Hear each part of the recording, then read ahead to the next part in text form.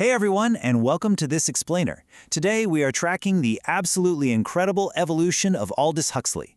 We're going to see how he transformed from this cynical social satirist into one of the 20th century's most profound mystical philosophers, and honestly, a pretty spot-on tech prophet. As you'll see, his life wasn't just a series of books. It was a rigorous, relentless experiment on consciousness itself. So let's dive right into this perfect paradox. Think about it. Why on earth did the author of Brave New World, which is the definitive 20th century warning about a society drugged into passive dystopian compliance, deliberately alter his own mind with mescaline? Picture this. It's May 1953, and a nearly blind 58-year-old Huxley is sitting in a Los Angeles living room consuming 0.4 of a gram of mescaline sulfate. This wasn't some kind of recreational escape. No, this was the logical climax to a 30-year philosophical mystery. He was literally trying to solve the riddle of human consciousness. Now, Huxley didn't just randomly change his mind overnight. His evolution was a rigorous experiment spanning 4 distinct eras. He starts off in the 1920s as a satirical humanist, then shifts to a scientific materialist in the 30s. He experiences a mystical awakening in the 40s, and finally achieves final integration in the 50s. Let's walk through exactly how this happened. All right, let's kick things off with Phase 1, the crisis of meaning. So, step back into post-World War I Europe for a second. The mechanized slaughter of the trenches had completely shattered Western civilization's faith in progress. Huxley captured that raw psychological mood perfectly when he said, "We're all in the same boat, and the boat is sinking." In his early cynical novels like Chrome Yellow, he diagnosed a generation that was using aesthetic sophistication, pleasure-seeking, and intellectual detachment just to mask a deep, hollow spiritual emptiness. But diagnosing a disease isn't exactly the same as curing it. Which naturally brings us to Phase 2, the limits of science. By the 1930s, Huxley was really hoping that things like behaviorism and scientific materialism could organize society's chaos and give us some mathematical certainty. But he hit a massive roadblock. It's what we call the hard problem. He realized there was a fatal flaw in pure science. Sure, science could perfectly map the brain's machinery, trace the neural pathways, and predict conditioned responses, but it completely failed to explain the subjective experience of consciousness itself. If we're all just biological machines, why does a chemical reaction actually feel like something? Why is there an experiencer inside? And this whole philosophical crisis basically culminates in his masterpiece, Brave New World. It really acted as a philosophical lab test for scientific materialism. He was warning us that if you treat humans purely as biological machines, you end up with soma, a drug providing chemical happiness in optimal conditioning, but it totally kills authentic human meaning, struggle, and dignity. Christianity without tears, as the world controller Mustafa Mond calls it. So Huxley proved to himself that a purely mechanistic worldview was just a dead end for the human spirit. And this shifts us right into Phase 3, the mystical awakening. Now, in the 1940s, Huxley didn't just take some blind leap of faith. Instead, he applied empirical rigor to Eastern philosophy, formulating what's known as the perennial philosophy.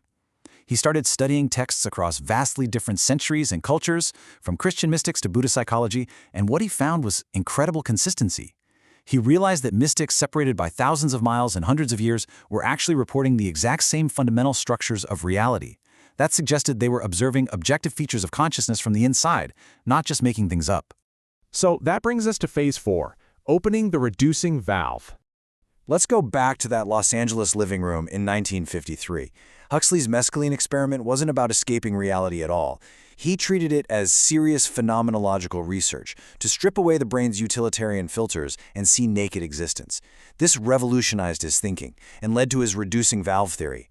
He proposed that the brain doesn't actually produce consciousness. Rather, consciousness is vast and fundamental, and the brain acts like a valve, restricting it down to the tiny little stream of information we need just to survive. The mescaline simply bypassed that valve, flooding him with the raw, infinite data of reality. It completely flipped materialism on its head. Let's move on to Phase 5, the tech prophet's warning.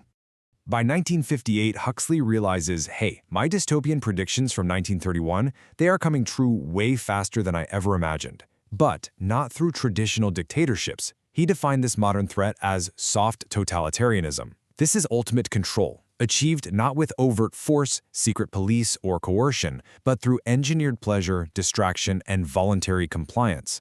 I mean, just think about our modern social media algorithms today. The perpetually scrolling feeds, the engineered dopamine rewards. We aren't being forced to stare at our screens, right? We are literally trading our autonomy for constant digital stimulation. And that brings us to this incredibly chilling quote right here. A really efficient totalitarian state controls a population of slaves who do not have to be coerced because they love their servitude. The modern attention economy causes what we could call reducing valve overload. By constantly flooding our restricted awareness with notifications and just trivial information, it actively destroys our capacity for deep thought, contemplation, and genuine freedom. To combat all this, Huxley wrote his final novel, Island, and it contrasts directly with Brave New World. Where Brave New World depicted dystopian control through that numbing drug soma, Island presented a utopian liberation. The people of Pala used scientific knowledge and moksha medicine alongside applied wisdom, meditation, and ethical training to expand human potential rather than suppress it. And this is where he introduces his concept of sacred pharmacology. Huxley's mature view on psychedelics was that they are absolutely not a magic pill, and they definitely aren't an excuse for escapism. They're merely catalysts. For them to be valuable at all, they require proper context, clear intention, and thorough integration. Without the deep ethical training and meditation to integrate the experience, he warned that you just fall into the trap of modern spiritual materialism, consuming spiritual experiences just to boost the ego rather than actually transcend it. Which brings us to our final era. Phase 6, the ultimate consciousness experiment. The scene is November 22nd, 1963. Huxley is dying of throat cancer. And in this wild, dramatic historical coincidence, this is the exact same day John F. Kennedy was assassinated and author C.S. Lewis died. Facing his absolute final boundary, the ultimate dissolution of his ego, Huxley approached it with radical, raw intellectual honesty. He had long believed that the art of dying is in fact the art of living. He'd trained himself to observe his sensations without attachment, treating his final hours not as a defeat, but as the ultimate opportunity for realization. Unable to speak, he actually writes this final request to his wife Laura, LSD, 100 micrograms IM. Instead of choosing to be terrified, heavily sedated, and unconscious in his final hours, he chose to face his bodily dissolution with expanded awareness. He used a chemical catalyst to keep his consciousness completely open as his physical form shut down. He was following steps inspired by the Tibetan Buddhist texts he'd studied so closely. Step 1, observing the dissolution of the physical form. Step 2, releasing all ego attachments, refusing to cling to the self. And finally, Step 3, recognizing the clear light of pure consciousness. According to his wife, he maintained this incredibly serene, aware presence as he crossed that final threshold. For a man with literally one of the most towering intellects of the 20th century, a guy who mapped out the intersections of neuroscience, political philosophy, and ancient mysticism, his ultimate conclusion was deeply human and just incredibly vulnerable. He wrote, "It is a bit embarrassing to have been concerned with the human problem all one's life and find at the end that one has no more to offer by way of advice than try to be a little kinder." A profound simplicity, right? One that perfectly encompasses a lifetime of complex thought. So, this leaves us with a really crucial thought to reflect on today.